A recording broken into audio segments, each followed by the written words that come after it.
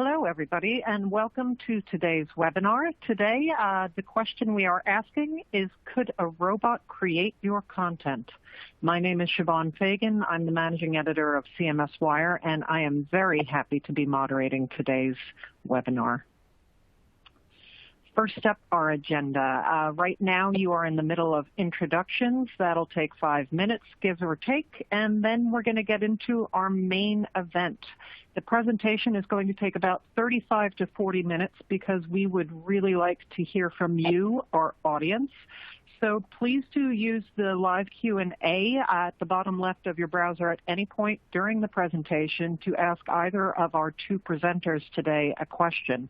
And the colorful widgets at the bottom of your browser also have additional resources, including any technical support. So bonus today, one lucky attendee will receive a $100 Amazon gift card. To be entered to win, you simply attend the full webinar and complete a brief survey after the webinar. And we will select the winner at random within the next 2 days, and you will get a notification by email. So please do stick around. A little bit about CMSWire. CMSWire was founded in 2003, and it publishes a number of editorial contributors on 3 primary topic areas, including the digital customer experience, the digital workplace, and information management. Today's webinar is sponsored by Sitecore. Sitecore delivers a digital experience platform that empowers the world's smartest brands to build lifelong relationships with their customers. A highly decorated industry leader, Sitecore is the only company bringing together content, commerce, and data into one connected platform that delivers millions of digital experiences every day. You can learn more at Sitecore.com. So why don't you turn your car around, forget your way back home, 'cause it's not me there anymore. Turn your car around, better off alone. I'll get myself up off the floor.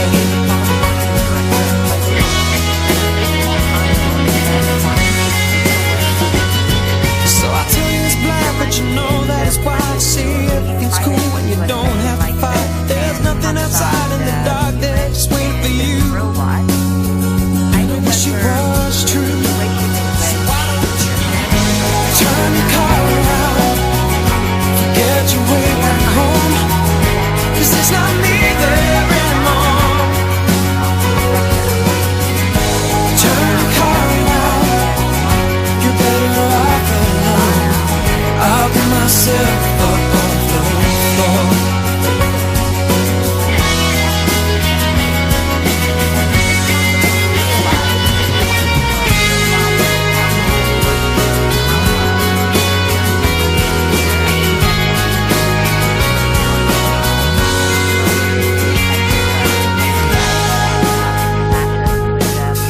We've all heard Tammy sing, the girls stand by your man. Like I know you can. Turn your car around, forget your way back home, 'cause it's not me there anymore.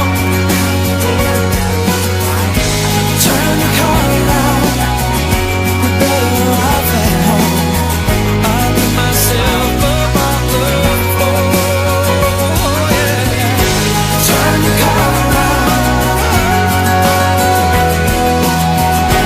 turn your car around, it's not me there anymore. Turn your car around, make your way back home. Turn your car around.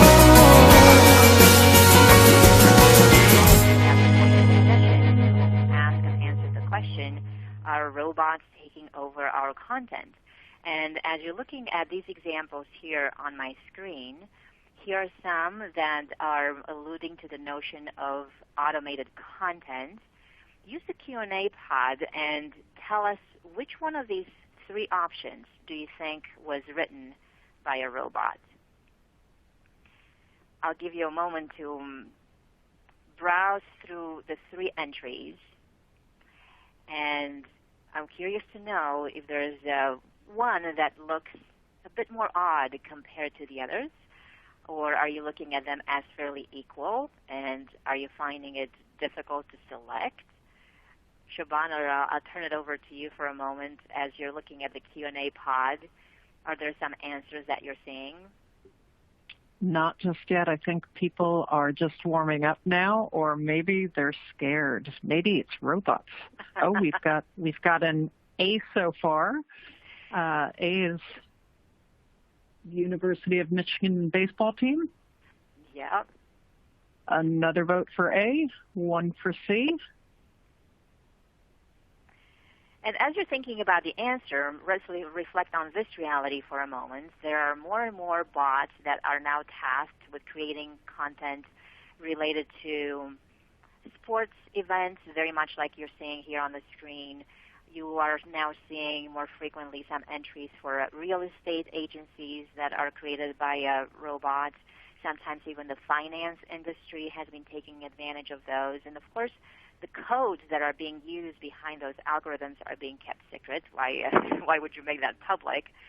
But the point I'm making here is that it's getting harder and harder to distinguish, at least in some of those fields, what has been created by a robot compared to a woman, to a person. So I'm hearing A as a pattern, and we are attributing that to a bot. Any other answers?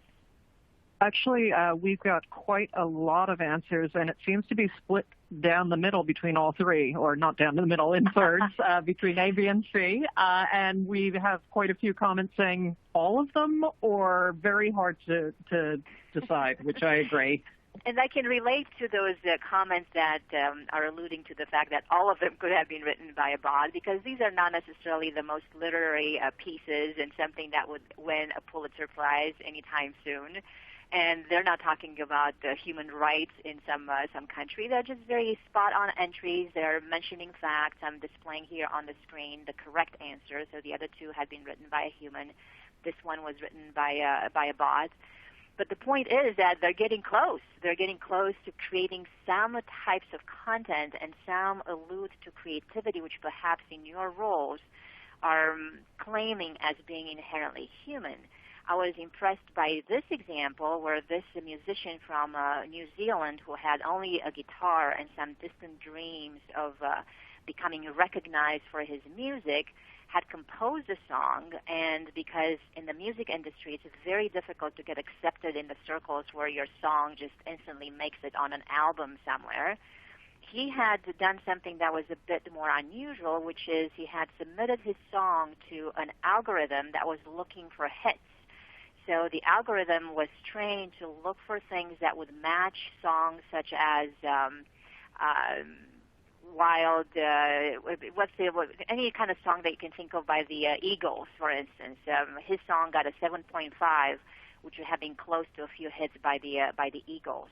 And that's how he got discovered, and his song made it on an album and reached a few European charts a few years back. And the point is that even where creativity is concerned, now we're starting to outsource that to some robots. And if you want to check out his example, this is his name, and that's the name of the song.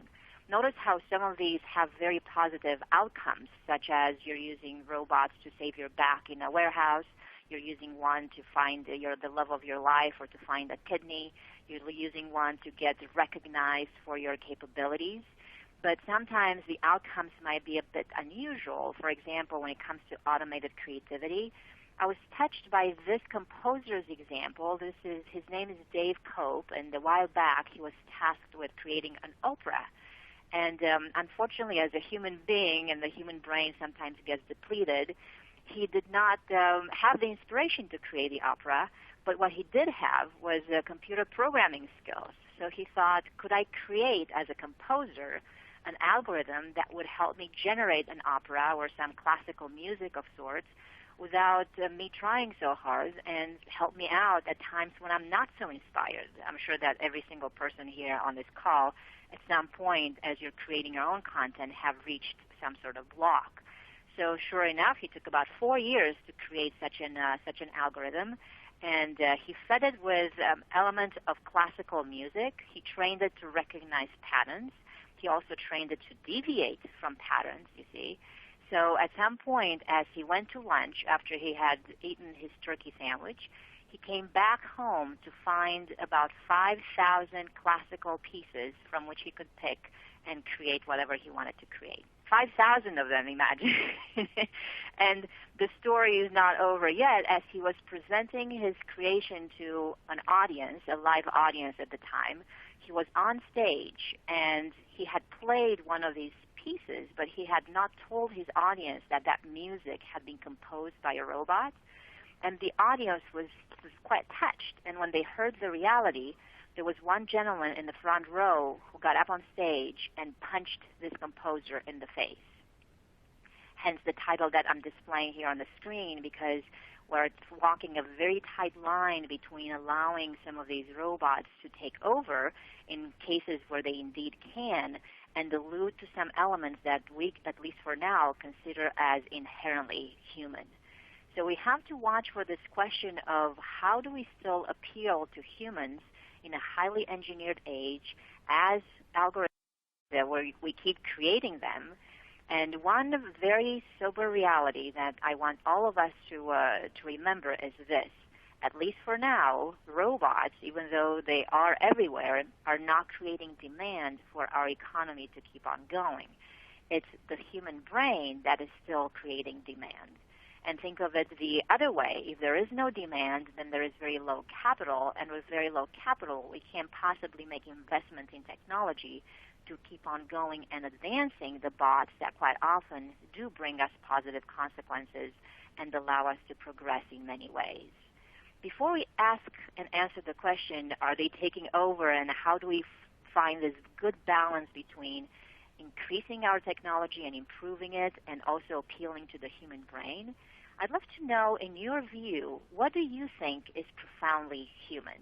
As you're reflecting on your life, on your habits, things that you enjoy, things that you prefer to avoid, things that you do, things that you don't do, what to you symbolizes the essence of being human? Use that Q&A pod.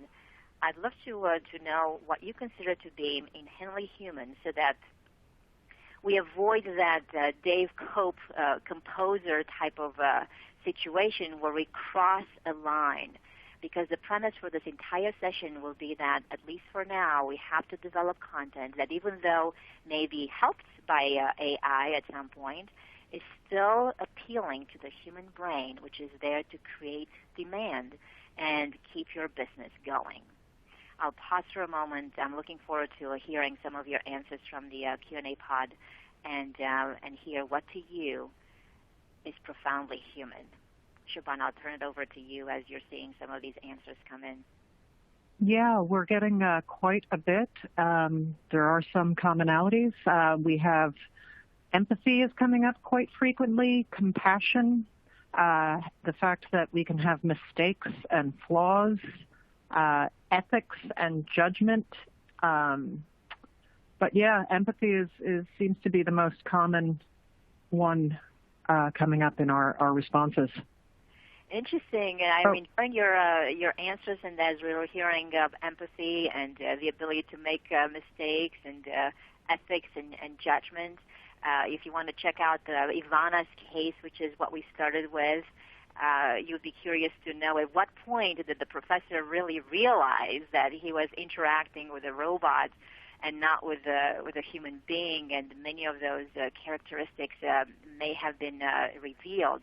But it's a good question to keep in mind, because while we want to protect humanity in some way for all those dimensions that you just mentioned, it is also good for us to reverse the term. So going from AI to IA, to an intelligent augmentation, where we're not dismissing the algorithms and the robots, but rather we use them to extend our reach. We use them to get to greater places of knowledge and intelligence, of creativity. So let's look at this session as a symbiotic process between humans and computers.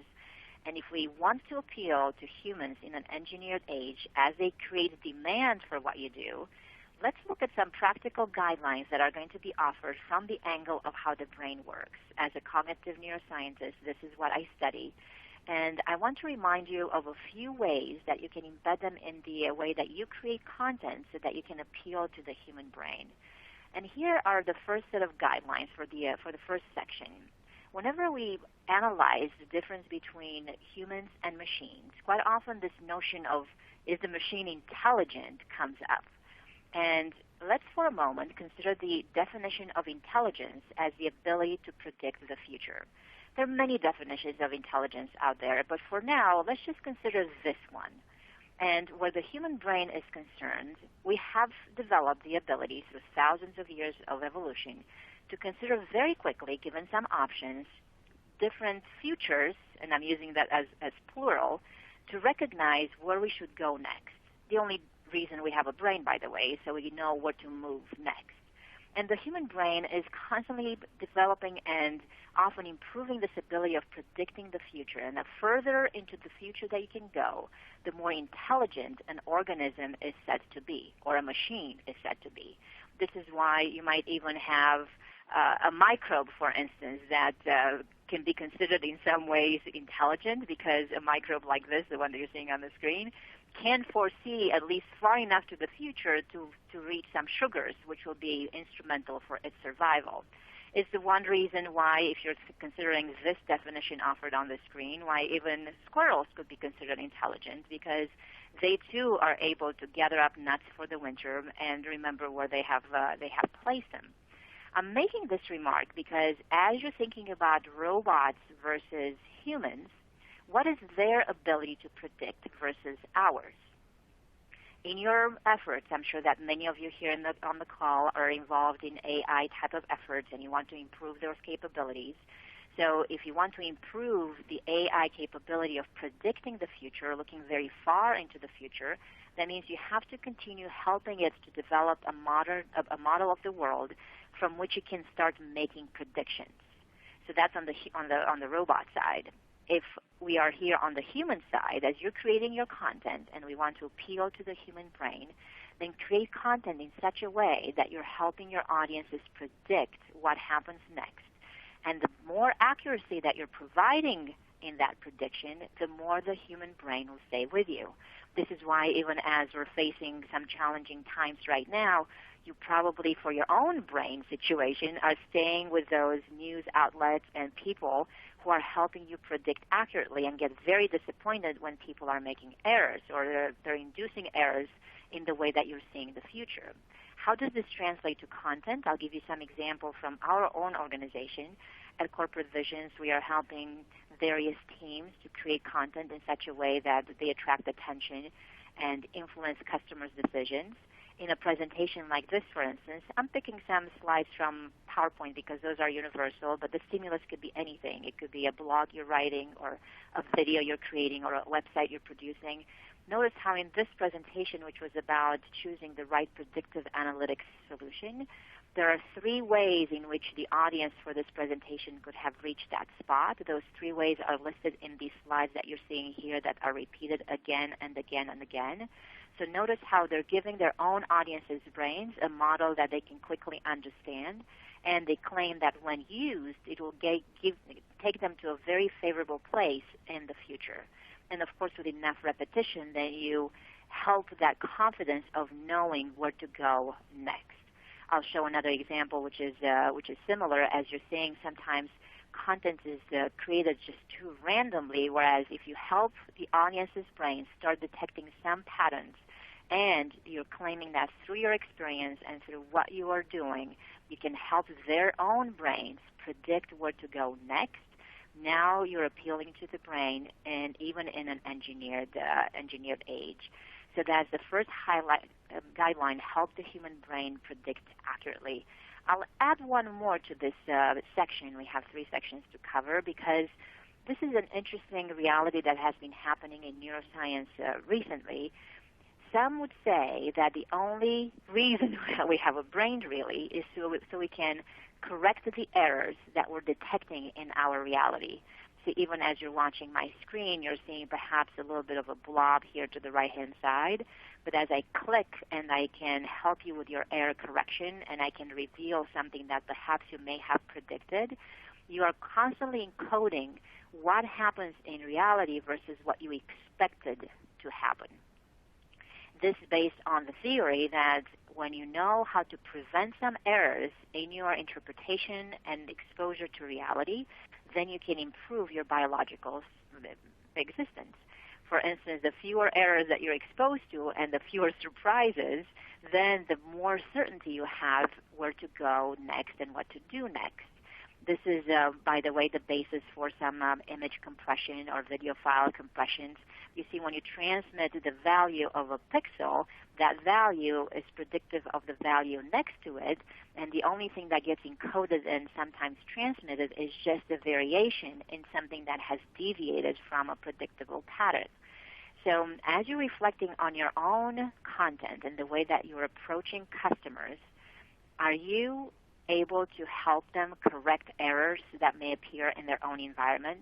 So for instance, you might say, if you've done something this way, consider doing it this other way, because error correction and error prediction is instrumental to the brain to stay with you. We need to correct errors if we want to improve our biological fitness. I'm curious to know the answers to this question that you're seeing on the screen. What is something that you have been wrong about lately? I would love to know your answers in the Q&A box. What is something that has taken you by surprise and you realize I was wrong about this?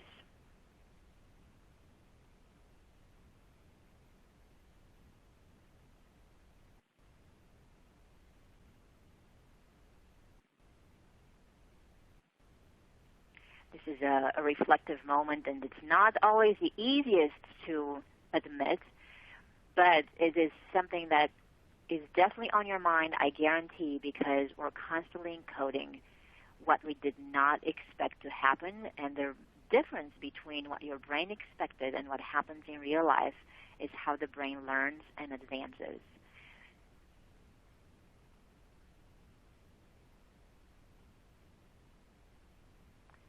Siobhan, I'll turn it over to you. Are you seeing something? We are. We're getting some very interesting responses here, and thank you to all of you for participating so actively in all these questions. We have a few people saying understanding the drive and motivation of others, or understanding other people's motivations. Then we have the much more practical, the amount of groceries we need being at home due to COVID-19. We have somebody saying how common sense is. Interests in stock market and trying to predict what's going on there. And understanding performance and engagement in certain business lines. So there's quite a bit of different responses coming in. A lot of work-related, some personal. I can relate to those responses and notice that the reason why those responses could even come to your mind very quickly is because your brain is constantly looking for these error correction moments. And I'm hoping that this is something that you can help your own customers with in such a way that they eliminate some, or at least reduce some errors that they could be making in their own businesses or in your own teams as you're helping other people advance. And in that journey of enabling the brain to predict accurately and reduce the amount of errors, I'm inviting you to ponder this additional guideline, which is not to tax the brain too much. Here's an experiment that was done a while back, which was after measuring the amount of cognitive energy it takes to process something that you expect versus something that you did not expect, versus something that you truly did not expect. Notice how the entry here to the left-hand side is something that is predictable. The one at the top is a bit less predictable, but still kind of sort of intuitive, even though more poetic. The one on the right-hand side, you're really questioning. And I know that sometimes we're wanting to appeal to the human brain in a way that we really are taking it by surprise, but know that anything that you're offering to your customers and in any way that you're appealing to the human brain, everything comes at a cognitive cost. And sometimes the brain is, unlike the machine, cognitively exhausted in a state of partial attention, and therefore sometimes we might not even be paying attention to something that should have taken us by surprise. So make sure that you have a good balance between something that the brain can process and it helps us predict what happens next, but without jarring the brain too much and asking it too much in terms of a cognitive energy processing. For example, I was looking at this paragraph that you're seeing here on my screen, and I was asking the question, what is it really that this paragraph is saying? In fact, I'm going to stop for a moment. I'll ask you to type in the Q&A box. What do you think is the essence of this paragraph? If you were the recipient, the human recipient of a paragraph like this, should be understanding what? Without expanding too much cognitive energy, which sometimes we don't have, especially as you're spending more and more time with other people in those enclosed headquarters that you're mentioning earlier. How do you think we can say what you see here on the screen a lot easier in a way that the human brain does not have to expand too much cognitive energy?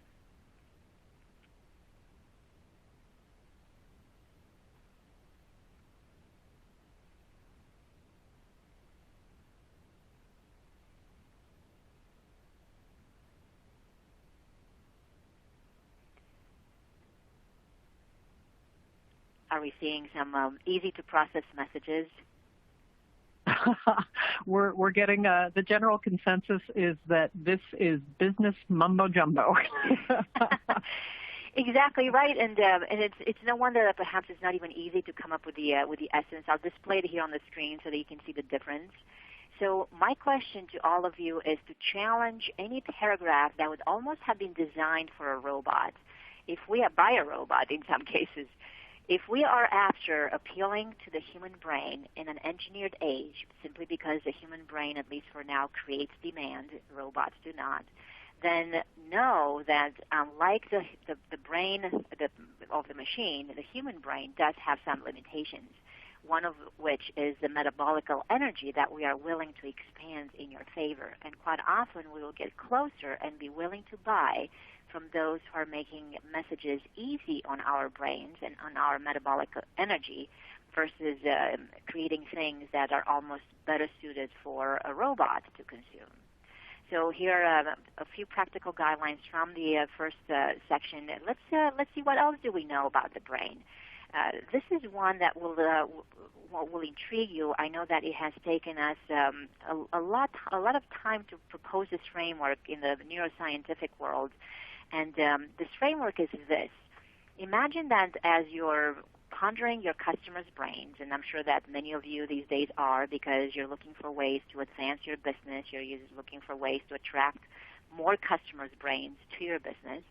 When those brains are being exposed to your content, to your products, to your services, to your motivational messages, I heard a few of those in the Q&A box, that brain is processing information in a bottom-up approach and also in a top-down approach. And what do we mean by this? In a top-down layer, you're constantly looking for meaning. You're constantly analyzing what has happened in the past and where is this going, so trying to anticipate the future. More importantly, as you're going into the past and to the future, you're also looking for meaning, to extract meaning out of all this. In the bottom-up approach, you're looking for the raw stimulus. Perhaps you're creating some amazing websites for your customers, some videos that are really colorful and moving very fast. Perhaps you're creating presentations, which is the examples that I have been giving you, that are just very aesthetically pleasing. So we're looking at the raw input, and we try to process that as accurately as possible. If we didn't have the top layer, you would be processing, and you only had the bottom layer, you'd be processing the stimulus accurately, but you would be disconnected from reality because it wouldn't really have any kind of meaning. If you only had the other layer, things would be meaningless. I mean, imagine if you were to process something as a presentation, but you could not tie it to anything. So your customers' brains are always looking at your content at an intersection between these two things. And the practical guideline that I have for all of you is as you're creating your content, as you're producing blogs or websites or videos or presentations, know that it's not just a matter of making something stand out and be colorful or be loud or be bigger or be smaller, where the stimulus properties are concerned, but the brain will also be looking for meaning in that which stands out. So when you reflect on your content, do you have both? Because as the brain is looking at the same stimulus, we're processing by what is relevant to that particular brain. Very much like in a lighthearted kind of way, you're seeing this reality displayed here on my screen. So offer the brain something that indeed it stands out in terms of stimulation compared to your competition, for instance, and it's good to invest in the aesthetic value of your stimulus, but at the same time, make sure that if it captures attention because of the stimulation and the properties that it has, it also offers meaning. Otherwise, the brain will be cheated. Have you ever turned your head around something to pay attention to something that was indeed a bit louder, or to something that was brighter, or to something that was shinier, only to recognize that it had absolutely no value? The reason why that's a bad situation to place your customers in is because you're asking the brain to extend effort in your favor without rewarding that brain. And we are constantly looking for rewards. In fact, earlier on when we mentioned that we're looking for predicting accurately and we're looking to reduce the amount of errors, that error correction, the brain gets a quick dopamine buzz when we can predict accurately, when we can predict with precision. I'm listing here on the screen some universal motivational drivers. I noticed that in the Q&A box earlier you mentioned quite a few things related to what motivates people, understanding what drives the brain to the next move or to the next decision. And luckily, those items are fairly finite. There isn't an infinite amount of ways that you can give the brain some value. So I'm hoping that you can use the list here that you're finding on the screen. I'm showing you next some examples from some of our own stimulation types. In this case, it's still a presentation. Notice how in this case, yes, we are using colors in order to detect that, to allow somebody's brain to detect that something is more important than other elements. You can see that on the screen, and you can see that in this other example, how many elements are fairly grayed out, allowing some other elements to stand out. So, of course, the salience is made possible through the graphic design of it all. But notice how through many of these segments, you're still providing some value to those watching this presentation. This was in the catering space. And notice how the question here is, how do we expect them to change? How do we expect these trends to change this year? So you're offering some value to those who are listening. The same in this slide. Notice how, yes, there is some tension that is created by the graphic design of it all, but through the question itself, you're providing some value to those who are listening. As you're reflecting on your own content, wonder this, which is a mistake we're noticing quite a few people make when they create their own content, is they're creating things that are too much of a camouflage content, meaning that nothing really stands out, which means you're not even drawing the brain to look. And once you get it to look, make sure that you're rewarding that attention and that effort by providing some value. So it was valuable that I turned and I focused on what you had to share. For instance, in a screen like this is also from one of our packages and presentation designs, but I feel like we could have done better because this screen indeed attracts your attention because something moves, but I think we could have done better in the sense of merging the attention-grabbing effect, which is the animation, which with also providing more value, because here we're just simply saying there's an imperative to change, but we're not really saying why. We're kind of allowing the audience's brains to detect the value. And sometimes people are coming to your content way too tired in order to take some time to come up with their own value or to understand the meaning of it all. Help the brain get there. I'll pause here for a moment. I only have a few more things to share before we finish this segment. Shubhan, as you're watching the Q&A box and as you're reflecting on these things, are you seeing any questions from the audience so far? So far, we have not been getting any. I think people are really enjoying the slides. And actually, to that point, do you see the hide button in the white box at the bottom of your screen? A few people have asked if we could hide that so that they can see the full value of your screen. Yeah, there you go. But no, I think people are just really enjoying this. They're wondering if they can get it after because they really want take it in after this whole webinar is finished. Yeah, we have a handout, and there's also an ebook that we have reserved for you. I'll display that in just a few moments. And I'm glad that you mentioned that hide button, because that's a perfect way to summarize the second section that we have here, where I was mentioning, does something attract your attention in real life without providing any value? So I can only imagine how annoying that bar must have been, because it's there and it attracts attention, but as an audience, you get absolutely no value out of that. So the conclusion is reflect on your own content and wonder if you often, not all the time, because perhaps some things are just done for some transaction and you don't necessarily need somebody's brain to encode them permanently. But for those segments that are really, really important to you, wonder if you are indeed at the intersection of perception and cognition. And what I mean by this is attracting the brain with the properties of a stimulus and giving it value out of that stimulus. So it's just not an empty way of attracting attention.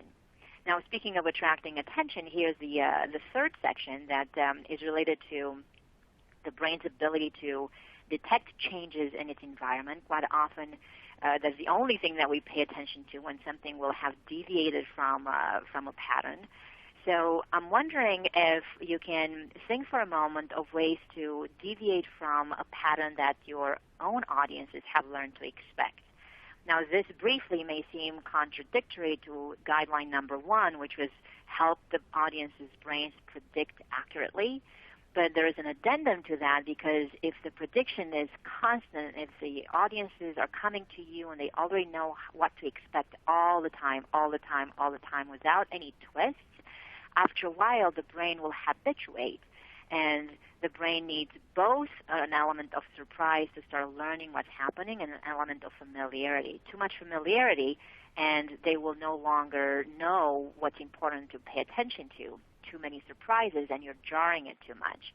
So consider just a slight twist, a slight deviation from the predictable, not too much, because you don't want to extract too much cognitive energy. I was reflecting on this as I've been looking at lots and lots of presentations, hundreds of them come across our desks. From a neuroscientific perspective, I analyze these from the angle of what attracts attention and stays on people's minds to influence what they do next.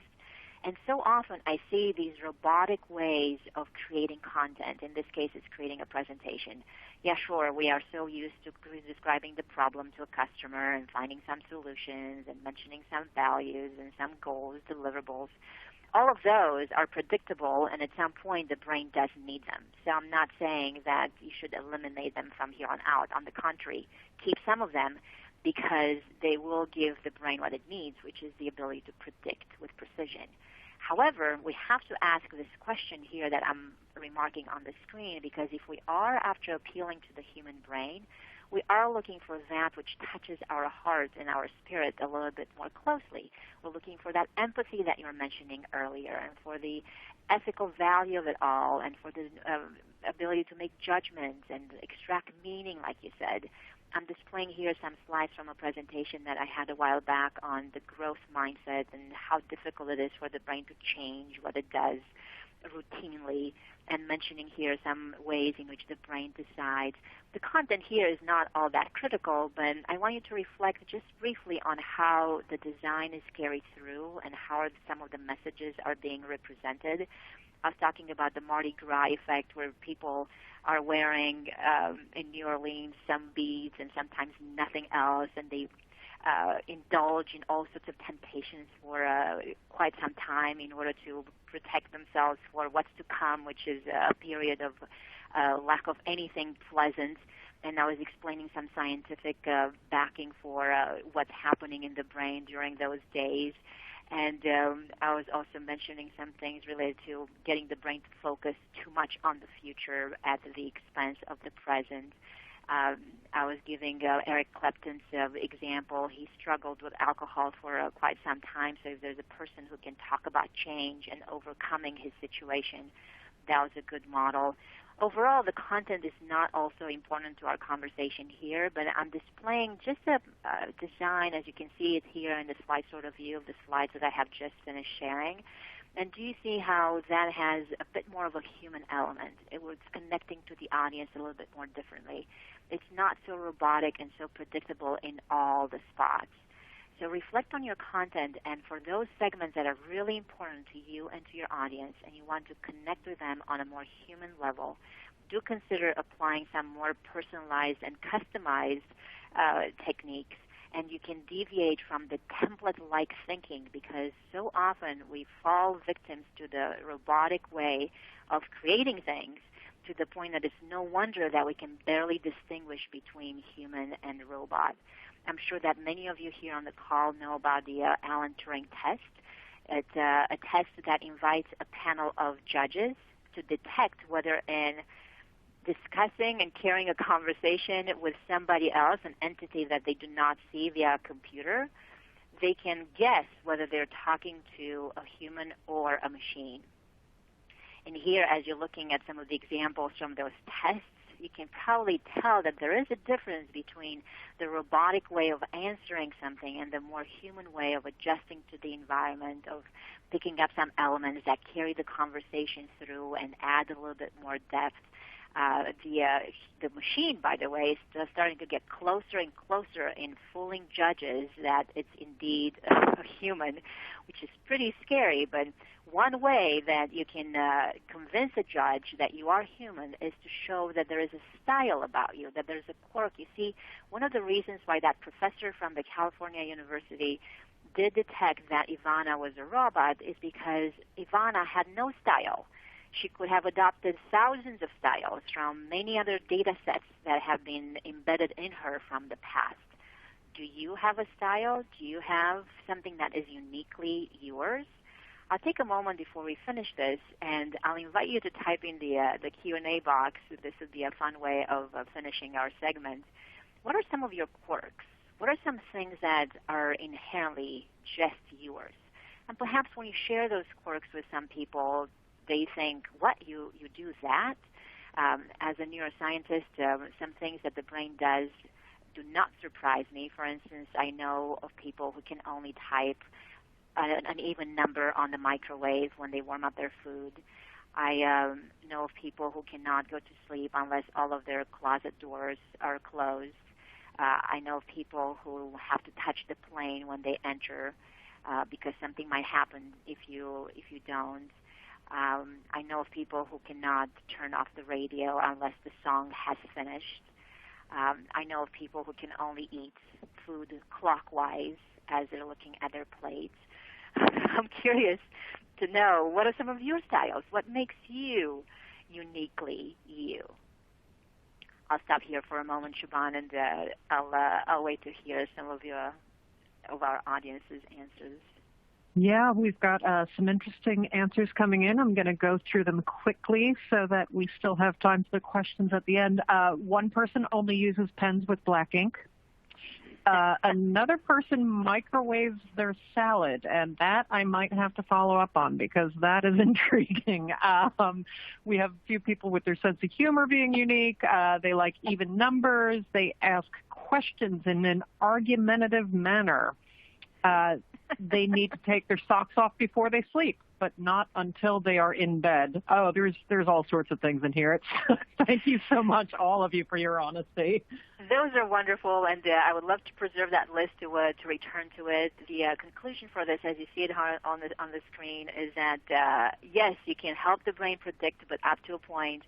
Every so often, dare to deviate from that pattern, to deviate from the template-like thinking, and to do that, you may have to bring in your own style and also have the courage to deviate from some agendas, for instance, that are so predictable, and allow room for explore, not just to exploit what's happening next. There is, if you're talking about this notion of humans and machines, there's a movie that I'm sure every single person here may have watched at some point. But in this quest of robots versus machines, I would advocate this as we conclude. Let the bots write the songs, very much like they did for that composer, and you can strive to improve your AI capabilities, because perhaps that's how you're creating the situation where you choose what you want to think about.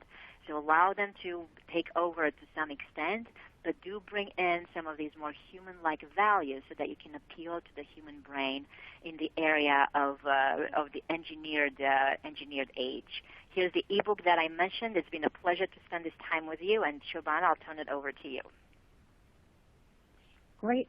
Thank you so much. So now we are going to hear from Jill Grozalsky. She is a product marketing manager at Sitecore. And at this point, I'm going to say, take it away, Jill. Awesome. Thank you so much. And Carmen, that was great. I think a lot of thought-provoking points that you made. And, you talk a lot about content, right? And so where I kind of wanted to take this was, content really is the heart of customer experience. So when we think about online interactions, right, I think a lot of the use cases that we see around machine learning and AI, with technology are around, how do you use that to deliver things like personalization? And the question that I have really is, how do you strike that balance with machine learning and AI in customer experience, which content is a part of? So a couple thoughts around that. I think first, there's an opportunity, of course, to inject human elements in content, right? And we'll talk about that a little bit more in a second, but really to humanize data, right? When we think about some of the machine learning and AI applications, a lot of that comes down to aggregating large data sets and being able to use that. But there's really an opportunity to balance that out with the human side of things, right?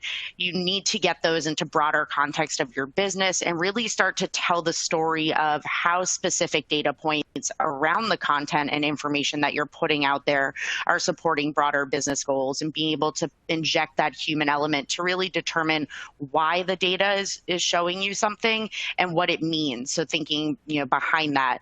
And again, Carmen talked about content and customer motivators. And when we think about the data side of that, being able to take aggregated data and marry that to the customer journey is really important to understand where users are and what their motivators are, and how your content is resonating to the mindset that they come to a site or an app or an interaction with. Being able to use that to validate that the content you're delivering or that has been created is resonating with the people and what they need at different touch points. And then also really being able to use the data that you collect on the content that you're putting out there to inform what's next, being able to adjust priorities or business plans for the broader customer experience, and using data around the content that you're putting out there to then create further hypotheses for things like personalization and testing opportunities, both on site, but in email, or really kind of anywhere where you're distributing content. In terms of, talking about content and AI, it's important to remember that a lot of times when it comes to customer experience, AI is used for scale, to be able to put out mass amounts of content, to be able to really be nimble in terms of tailoring that and delivering it more broadly. But I think it's important when we talk about AI to really determine what parts of your organization are going to benefit from that. I put in here, don't chatbot for the sake of chatbotting, right? Don't just use AI or machine learning for the sake of doing it because others are. You want to make sure that there's added business value through application of this. And one of the best ways to do that is through a pilot program. Being able to start small and test the waters is, sometimes diving into these things head first can be really scary. So, similar to how you might start with manual personalization on a website or in a customer experience, it's really good to start small, learn about the process, what that means for your business or your organization, determine what impact that has, and then scale up from there strategically. And then lastly, I think this is great that I had put this as my ending slide, and it came up a lot in the comments that you guys had shared, and Carmen touched on it a lot. We don't want to forget to empathize with our customers. And when it comes to customer experience, we talk about kind of how machines can certainly handle a lot of the content creation, and the examples that Carmen shared. I mean, it's overwhelming and very impressive in terms of what they can deliver. But ultimately, we want to make sure that there is that human element with our content, and being able to strike a balance with that. We as content creators are humans who are looking at personas and interaction data with customers, looking at VOC data, and using that to create a lot of the messaging and assets that help answer customer questions, eliminate customer frustrations, and things like that. So you really want to put yourself in your customer's shoes and make sure that you're validating what you're using AI for and what's being put out there.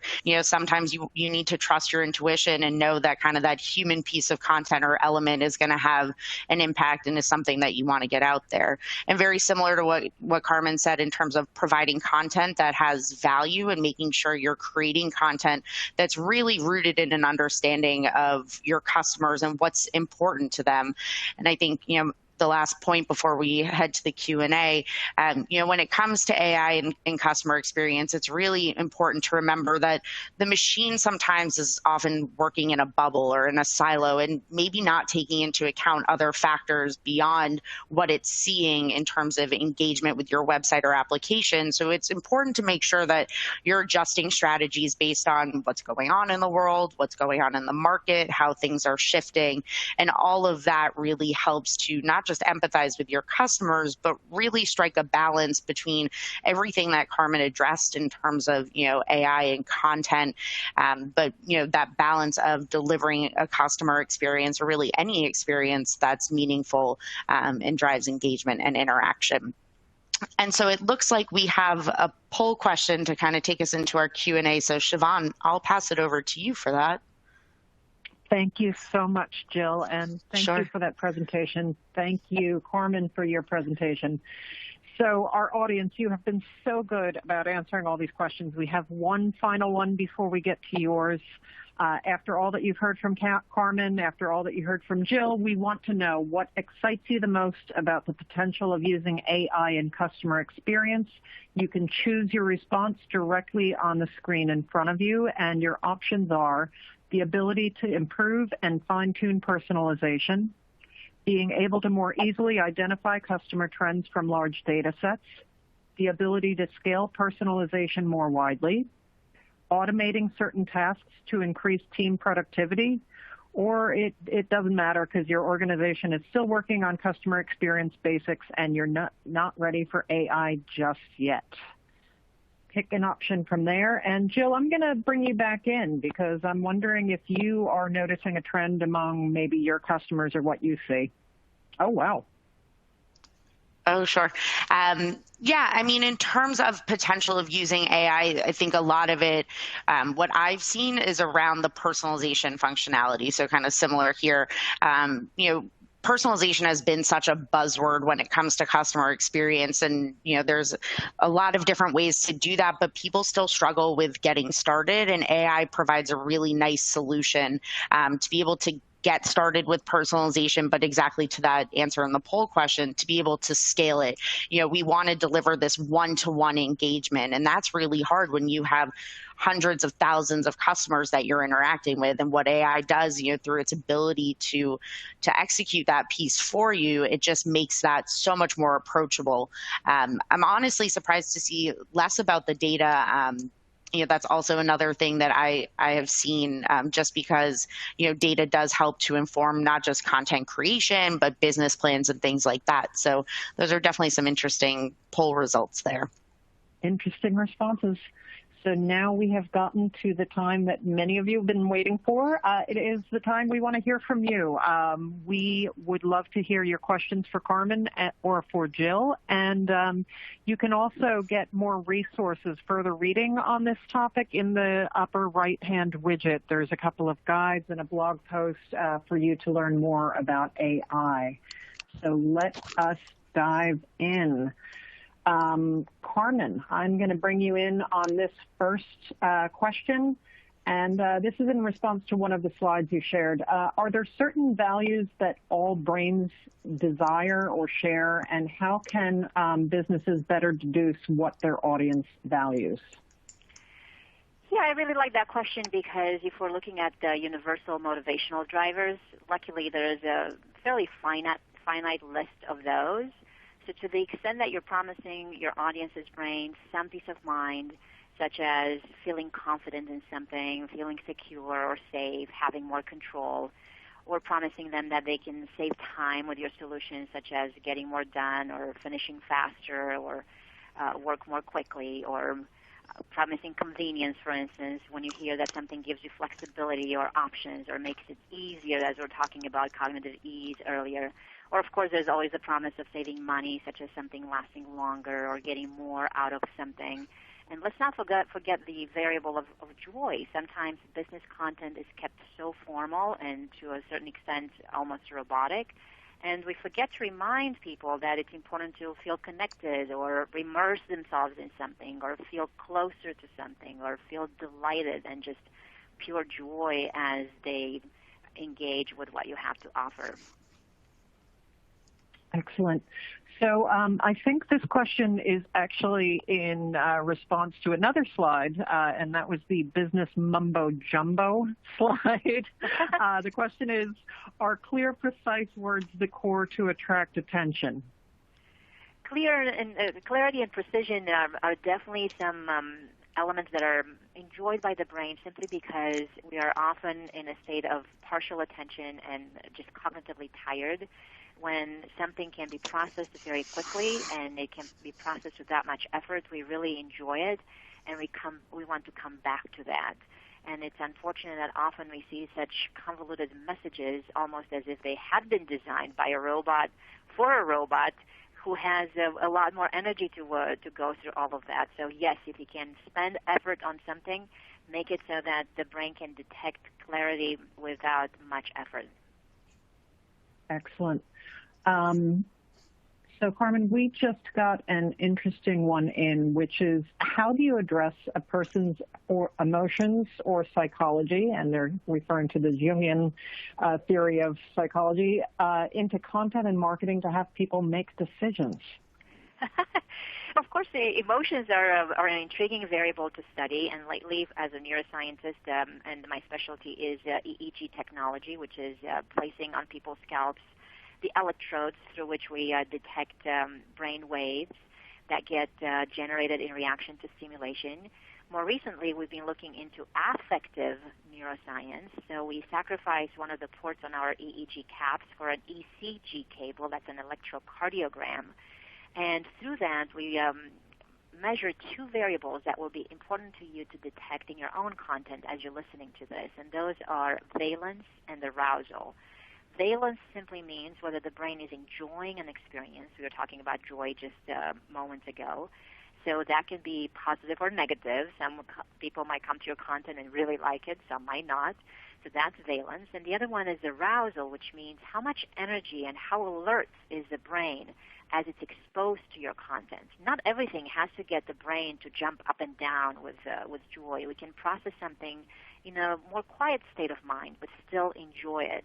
So as you're looking at ways to create your content, rest assured that not everything has to be presented at its utmost intensity as long as it still provokes pleasure. So insist on the pleasure of it quite often more frequently, and play with the arousal in the sense of sometimes they can process it in a relaxed state, and sometimes you really do need to get them more alert and awake, especially before moments that you want them to decide on. So prime the brain with a more intense stimulus right before you want them to make a decision.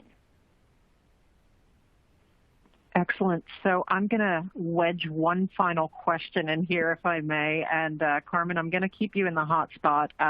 This question is, are businesses using AI in their content teams to automate lower value writing projects? What have you seen in your research? Yes, definitely. It's interesting that you're calling it lower value because value is often relative.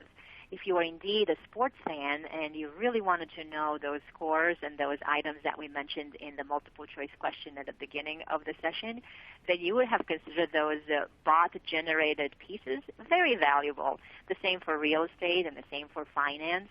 So I wouldn't look at it as lower value. I would look at it as value. So if you are indeed using some AI for generating any kind of content, make sure that it does provide some value to your audience's brains in a way that helps us know where to go next. Sometimes you might roll your eyes as you're interacting with a chatbot. Let's just say that you are in a retail store, and you can tell that this is not going anywhere, and that's where you get disappointed. So insist more on enabling the brain to know that the next moment is going to be valuable, and that's how the AI is going, one of the ways that AI is going to get better. Excellent. So thank you to all of you. Thank you to Carmen and to Jill for speaking today. Thank you so much for our audience for all the interaction. I'm sorry that we didn't get to all of your questions, but we are going to do our best to follow up with you after this webinar. And you will be receiving a link to the on-demand webinar in just a few business days. A final thank you to our sponsor today, to Sitecore, and I want to wish you all a great rest of your day. Thanks again.